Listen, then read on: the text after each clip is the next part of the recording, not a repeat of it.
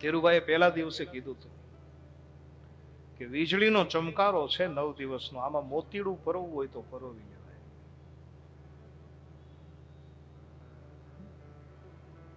C ખબર ક્યારે કાળના તેડા આવી જાય ને આપણે જવું પડે.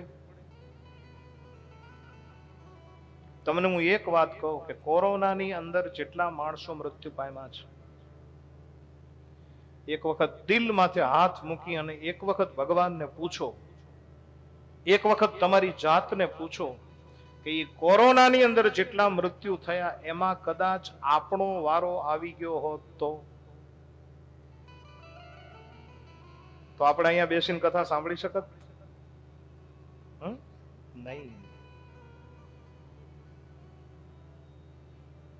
આજ તમે કથા સાંભળો છો, તમે ભાગ્યશાળી છો. હું 4 દિવસથી કહું છું, તમે મહાભાગ્યશાળી છો કે આજ તમે આવડું મોટું કાર્ય લઈ અને આપણે શ્રીમદ ભાગવત કથા સાંભળી રહ્યા છે.